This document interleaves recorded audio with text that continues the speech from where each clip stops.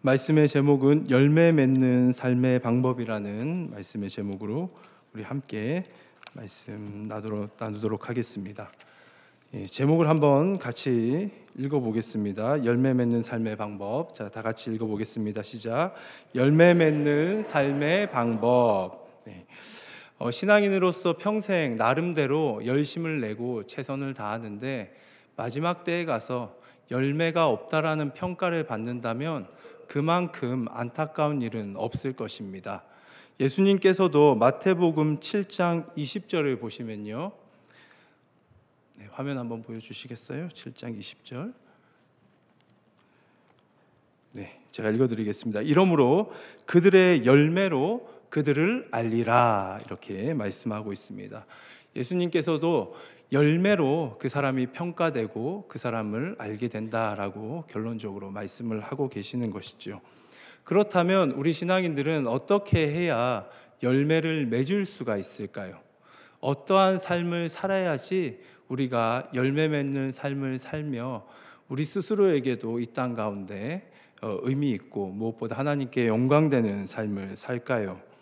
이에 대한 해답을 위해서 오늘 두 왕을 한번 비교를 해보고자 합니다.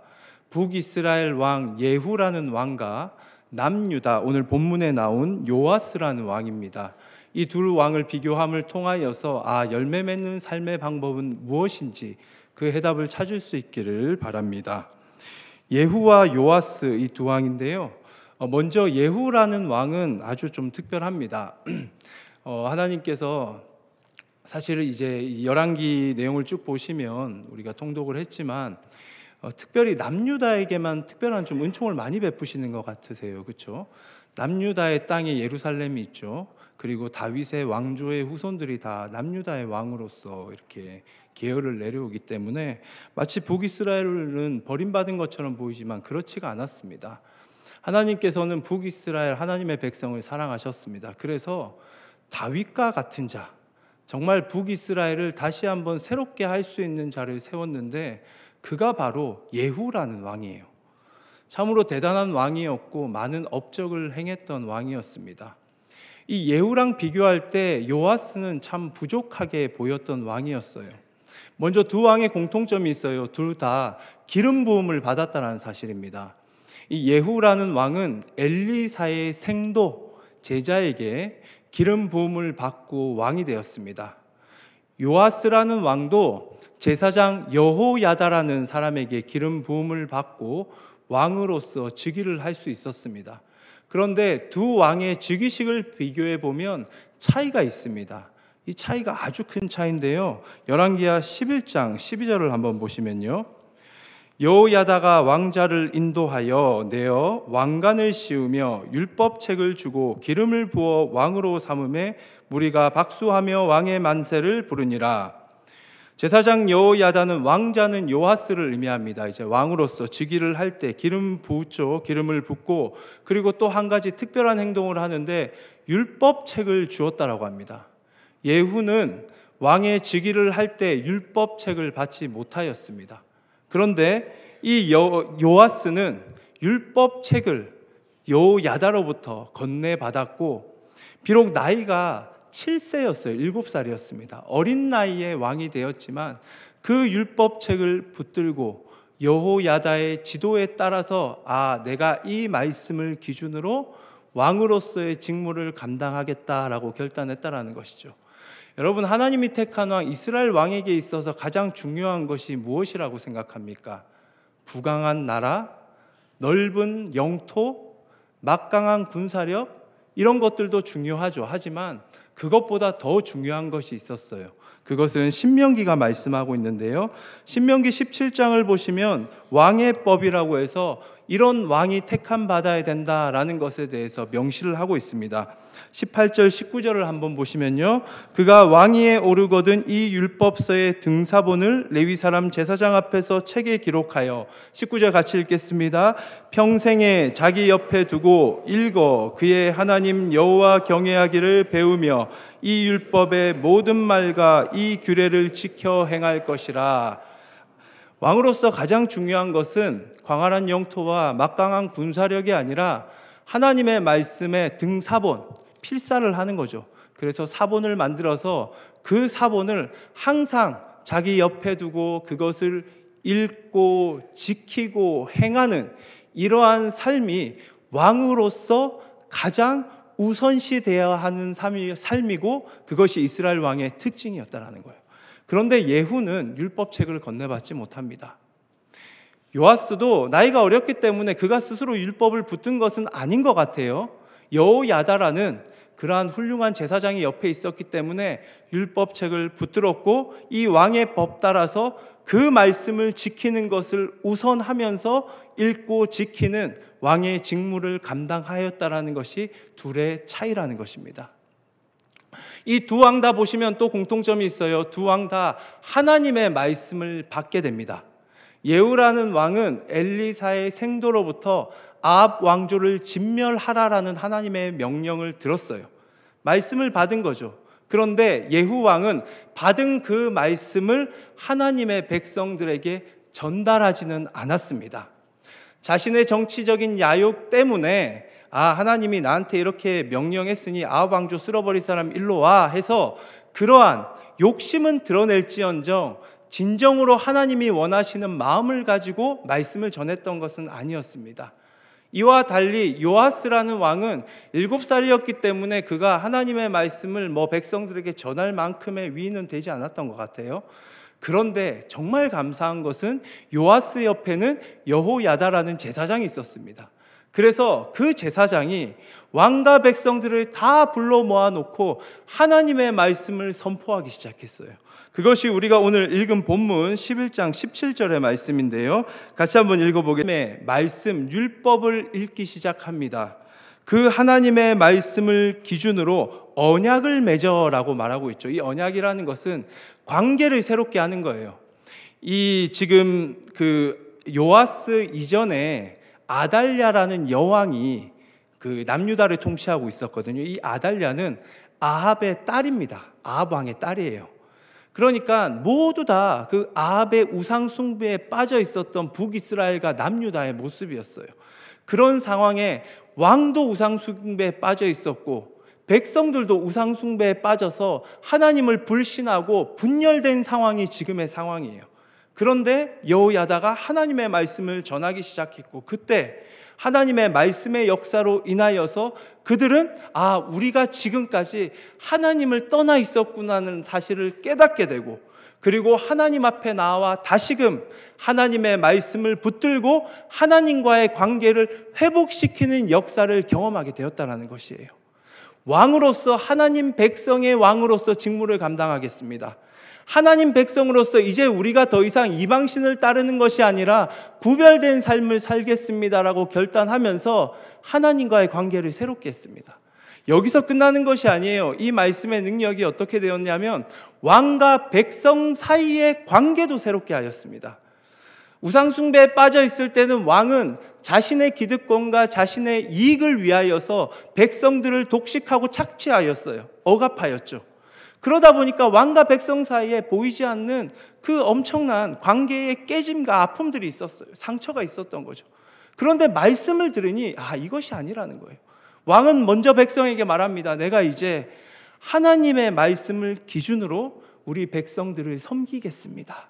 어린 나이에 내가 이렇게 왕이 되었지만 최선을 다하여서 이 말씀을 중심으로 하여서 섬기고 사랑하겠습니다. 그러니까 이 말을 들은 백성들은 또 감사하게 당신을 어린 나이지만 우리 왕으로 인정하고 우리가 당신을 위해서 이 나라를 위하여 하나님께 헌신하겠습니다. 이러한 서로의 올바른 관계 안에서 말씀의 관계 안에서 관계 회복을 경험하였던 것이에요. 그러자 하나님의 말씀의 능력은 왕과 백성들이 하나님과의 관계를 새롭게 할 뿐만 아니라 서로 간의 관계를 새롭게 하자 이후에 18절을 보시면 온 백성이 하나 되게 됩니다. 예후의 개혁을 보시면 예후는 자신의 정치적인 야욕으로 인하여서 그 야욕에 뒤따른 특정 무리들이 예후의 개혁에 동참을 해서 참 대단한 일을 하긴 해요. 아합 왕조 아합의 아들이었던 요람을 먼저 죽여요. 그리고 나서 아합의 아내 그 악의 화신으로 불리는 이세벨도 예후가 죽입니다. 더 나아가서 아합 왕조의 왕자 70명을 다 죽여버려요. 아합 왕조를 완전히 진멸하죠. 거기서 멈추지 않아요. 바알 숭배입니다. 그래서 바알 숭배를 완전히 뿌리 뽑았던 자가 예후예요. 그런데 예후의 개혁에 있어 특징이 무엇이냐? 특정 사람들, 자기의 정치적인 야욕, 욕심과 함께 할 수 있는 사람들과 그 일을 했습니다. 그런데 요아스는 스스로 한 게 별로 없어요. 자신이 말씀을 전한 것도 아니에요. 그런데 여호야다가 말씀을 선포하자 온 백성이 마음을 모으기 시작해요. 그래서 요아스의 개혁은 온 백성이 함께 했던 개혁이 일어나요. 온 백성이 18절부터 보시면 바알의 신당으로 가고 바알 숭배자들을 다 처단하기 시작합니다. 특정 무리들이 아니에요. 남유다 공동체 모두가 한 마음이 되어 그들을 죽이고, 그 다음에 20절에 보시면 또 아합의 그 남은 세력이었던 아합의 딸을 이 요아스와 모든 백성들이 함께 남은 아합 왕조의 세력들을 다 진멸하는 모습을 보게 됩니다. 그러자 20절 온 백성이 즐거워하고 온 성에 평화가 임했다. 하나님과의 관계가 회복될 뿐만 아니라 사람들과의 관계가 회복되면서 참 평화를 누리고 있는 요아스의 모습을 보게 됩니다. 바로 이 두 왕의 비교라는 것이죠. 또 이 두 왕을 보시면 두 왕 다 예배를 드렸던 왕이었어요. 먼저 예후 같은 경우는 단과 베델이라는 곳에 북이스라엘은 그 우상을, 금송아지를 만들고 그것이 하나님이라고 숭배했던 잘못된 신앙관에 빠져 있었거든요. 그런데 이 예후는 계속해서 그 잘못된 신앙관을 가지고 잘못된 예배를 드립니다. 하지만 요아스는 달랐어요. 요아스 옆에는 여호야다가 있었어요. 여호야다가 계속해서 말씀을 교훈하고 가르쳤습니다. 그래서 이 요아스 23세가 되던 해 그는 드디어 이 예배를 조금 개혁해야겠다, 하나님이 더 기쁘시는 예배를 드려야겠다라고 생각해서 성전 수리를 강행해요. 성전 수리를 진행하다 보니까 성전의 재정 운영하고 관리하는 그 어떤 체제가 잘못되었다라는 거, 이건 문제가 있다라는 거 발견하고 행정 체제를 개편하는 일을 통하여서 하나님 앞에 온전히 예배 드릴 수 있는 예배의 개혁을 했던 자가 바로 요아스라는 왕입니다. 여러분, 이 두 왕은 서로 공통점도 참 많았지만 지금 같이 나눈 것처럼 차이점도 참 많이 보였어요. 사실 업적은 예후 왕의 업적이 훨씬 더 많습니다. 그는 스스로 정말 바알의 숭배를 뿌리 뽑았던 위대한, 북이스라엘에 이러한 일을 한 적이 없는 그러한 놀라운 업적을 남겼던 왕이었습니다. 그와 반대로 남유다의 요아스라는 왕은 참 사실 스스로 한 게 별로 없어요. 많이 부족했고 여호야다의 지도에 따라 나중되어서야 성전 수리를 했던 것이 그 전부의 모습이었습니다. 그런데 성경은 어떻게 평가하고 있는지 아십니까? 성경은 예후는 열매 맺지 못한 인생이라고 평가하고 있고 요아스는 열매를 맺은 복된 인생이라고 평가를 하고 있다는 사실이에요. 요아스의 나중 생애를 보면 물론 그가 실수는 하지만 결국 그가 했던 이러한 개혁에 있어서 영향을 받은 후손의 놀라운 왕이 한 명이 그 모습을 드러내게 되는데 바로 요시야 왕입니다. 요시야 왕. 열왕기 상하를 통틀어서 가장 위대한 왕을 누구라고 꼽냐면 요시야 왕을 꼽고 있거든요. 그 이유는 그가 했던 종교 개혁이 다른 왕과는 비교가 되지 않았어요. 요시야는 율법책을 발견하게 되죠. 그런데 이 율법책을 발견할 때 그냥 발견한 것이 아닙니다. 성전 수리하는 이 체제에 따라서 일을 하다가 우연이 아니죠, 하나님의 은혜로 이 율법책을 발견하는 모습을 봐요. 그리고 요아스의 정신 따라서 그 율법을 붙들고 주야로 그것들을 묵상하며 율법 따라서, 말씀 따라서 종교 개혁을 일으켰고, 실패한 것처럼 보였지만 포로지에 끌려간 이후에 돌아와서 다시금 재건함에 있어서 요시야의 개혁은 계속해서 영향을 미쳤다는 사실이에요. 즉 요아스는 열매를 맺었습니다. 자, 그렇다면 두 인생이 있는데 어떤 자가 열매를 맺을 수 있는가? 어떻게 살아야지만이 열매 맺는 인생을 살 수 있을까? 우리는 질문하지 않을 수가 없습니다. 어떻게 해야 될까요? 요아스는 스스로는 참 부족했어요. 나이도 어렸고요. 스스로 한 일이 별로 없었어요. 그런데도 불구하고 그 옆에는 여호야다라는 제사장이 있었습니다. 결국은 이 제사장의 지도와 교훈과 가르침으로 인하여서 이 요아스는 열매 맺는 인생을 살 수 있었다는 사실이에요. 이 여호야다는 뭘 의미하느냐? 여호야다는 성령님의 예표를 의미합니다. 우리가 이번 주에 말씀을 읽었어요. 그렇죠? 이번 주에 읽은 말씀을 보시면 느헤미야 8장이 있어요. 8장. 느헤미야 8장을 보시면 예루살렘 수문광장에 백성들이 모여서 에스라로부터 말씀을 요청합니다. 에스라가 백성들 앞에서 말씀을 낭독하고 해석하기 시작해요.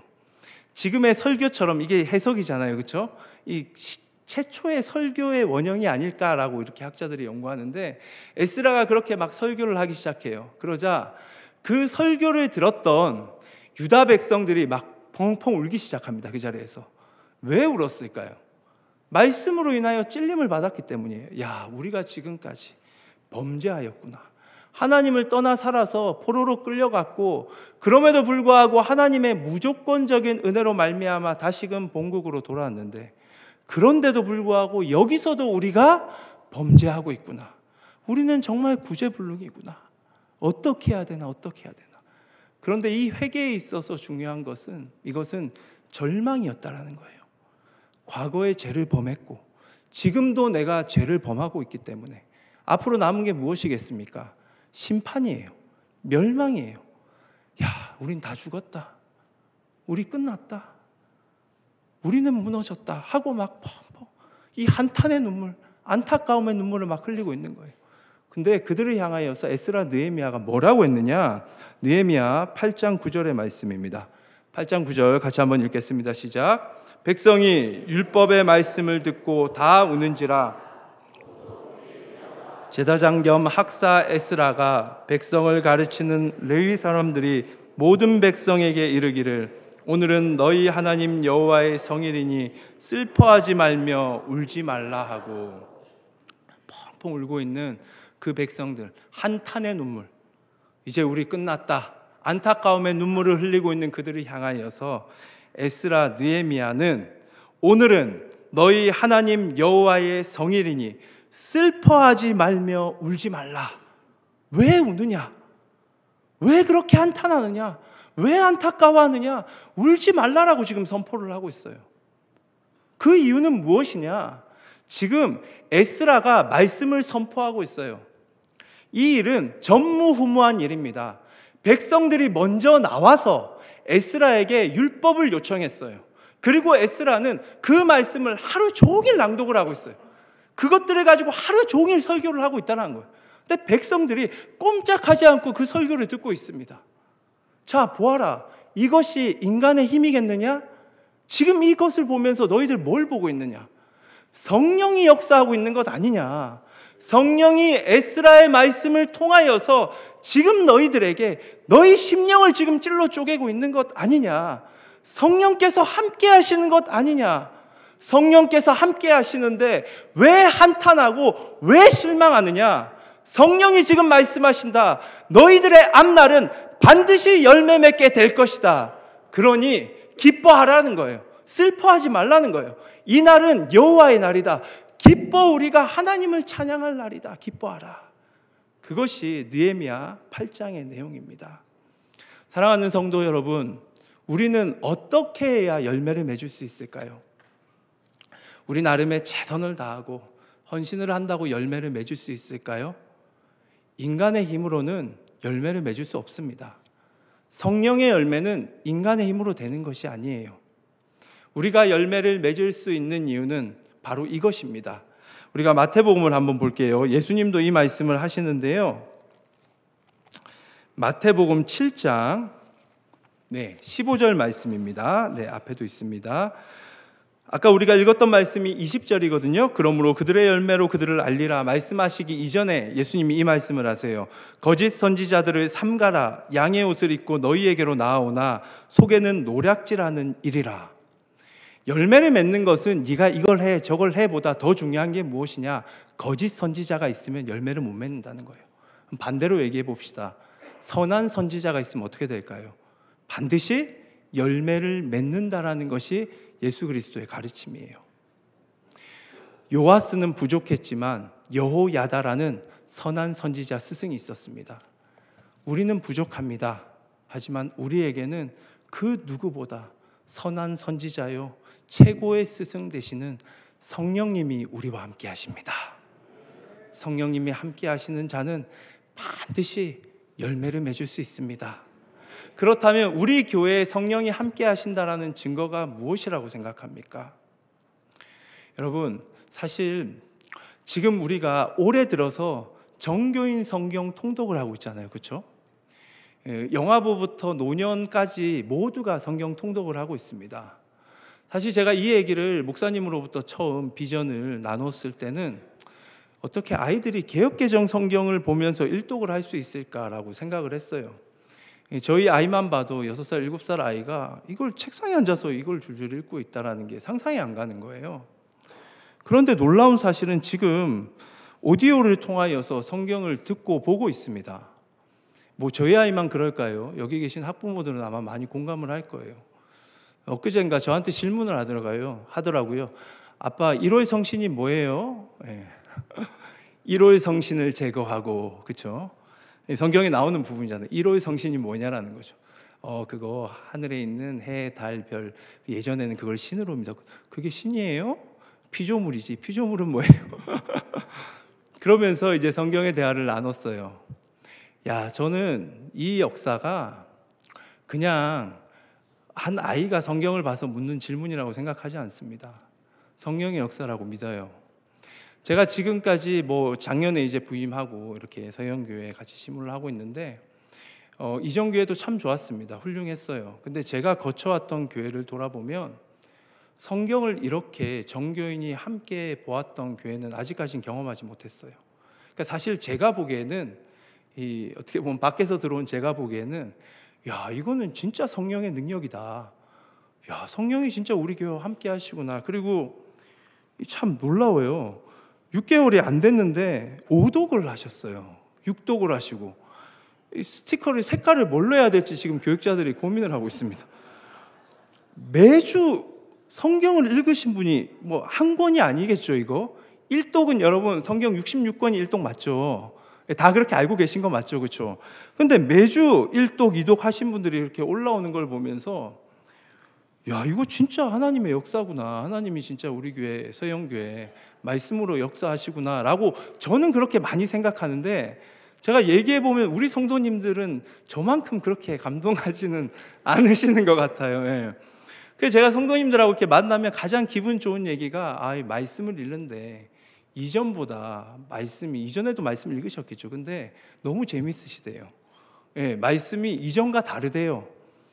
이거 성령의 역사 아닙니까? 그렇죠? 이거 성경책 여러분 붙드는 게 이거 쉬운 줄 아십니까? 세상에 책들이 얼마나 많아요. 이거 어떻게 붙들겠어요? 요아스가 이거 붙든 이유는 여호야다 성령의 예표가 붙들게 하셨어요. 우리에게 이것을 붙들게 하신 거예요. 제가 우리 교회 처음 왔을 때 놀란 거 건물을 보면서 놀랐어요. 야, 멋있다. 근데 사실 건물은 시간이 지나니까 익숙해지더라고요. 근데 더 놀란 건 무엇인지 아십니까?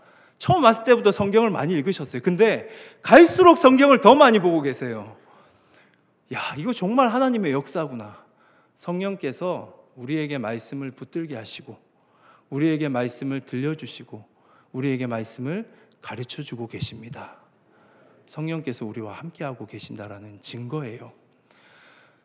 이 단을 통하여서 담임 목사님 강단을 통해 선포되는 말씀을 사모하시기 바랍니다.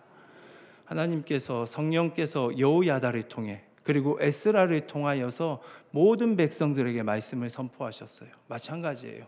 담임 목사님을 통하여 말씀을 선포하고 계십니다. 그 말씀을 들을 때에 우리 심령이 새롭게 되는 거예요. 하나님과의 관계가 회복되는 거예요. 하나님과만 관계가 회복되는 것이 아니라 내 옆에 있는, 우리 구역 안에 있는, 우리 교회 안에 있는 갈등과 분열의 영이 떠나갈 줄을 믿습니다. 그렇게 되면 어떤 역사가 일어나느냐? 한 마음이 되게 됩니다. 뭐 여러 가지 일들로 마음이 쪼개질 수도 있어요. 상처 줄 수도 있어요.